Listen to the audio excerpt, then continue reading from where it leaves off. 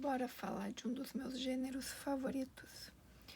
Pois então, há muito tempo atrás, eu, como uma fã de terror, recebi a indicação de ler Lovecraft, né, que foi um dos precursores lá no final dos anos de 1800 para falar de terror cósmico, né? Foi empurrando, tu vai ali, chega um livro, vem outro, né? Tem outra curiosidade e nunca vinha.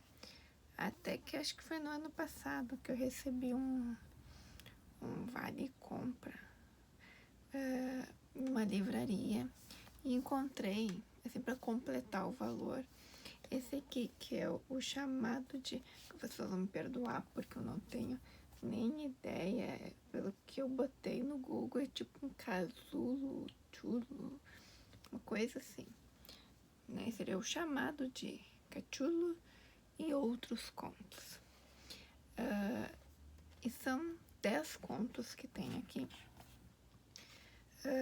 E o que eu achei interessante é que eles são meio interligados, né? Tem alguns um pouquinho mais independentes, mas todos são em volta dessa criatura, né, monstruosa, que mora no fundo das águas. E se ele um dia vir à tona, é o fim da humanidade.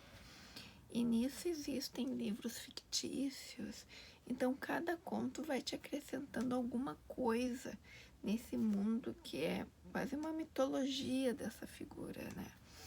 E eu achei muito interessante, porque ele, quase como todo terror, né, lida muito com o psicológico. Então tem alguns contos que tu não sabe se a pessoa está sendo vítima, né, de alguma coisa sobrenatural, de ter entrado numa dimensão paralela, ou realmente alguma criatura do cósmico. Ou se foi alguma coisa que ele viveu, comeu, bebeu, que gerou um efeito assim, né, de ter alucinações, alguma coisa assim. Um evento traumático que levou ele a imaginar coisas, um pesadelo enquanto não acordava, sabe? Então tem alguns contos que levam para isso, e tem outros contos que já entram naquela linha que não, aquilo realmente está acontecendo, que é quando entra nessa parte da mitologia, porque aí tu tem desde uma pessoa que recebe uma herança do teu avô e começa a conectar, né, pessoas que têm ligações psíquicas, né, com alguma criatura, uma cidade que cai um meteoro, e aí e esse meteoro, onde ele toca, tem uma cor assim, tipo, bem forte, só que conforme o tempo passa, aquela cor começa a consumir tudo que ela toca, sabe? Gerando toda uma destruição.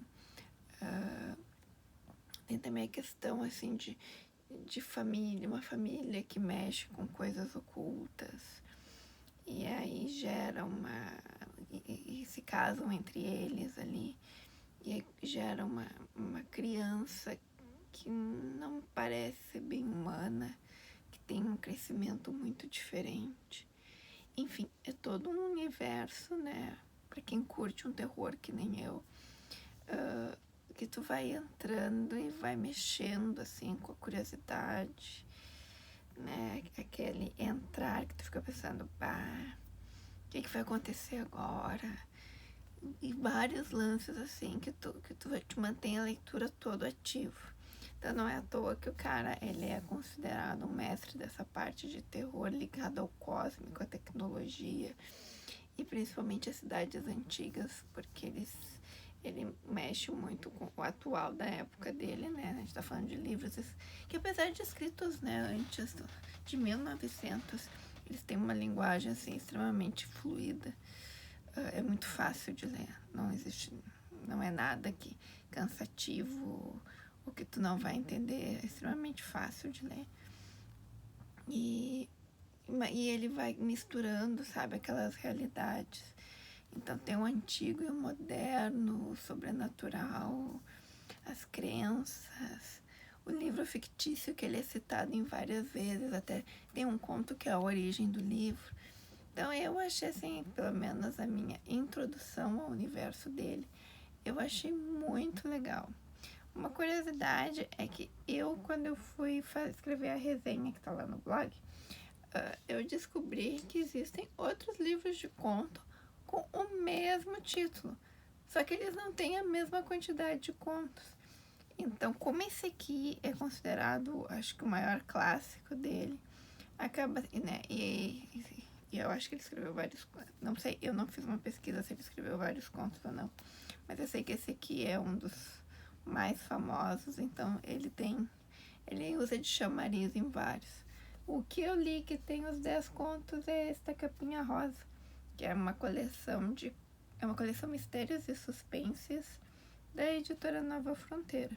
Eu gostei muito, achei a edição bem bacana e bem tranquila de ler. Então, para quem é fã de terrorzão ou gosta de ficar naquela adrenalina do que vai acontecer, deixo essa dica.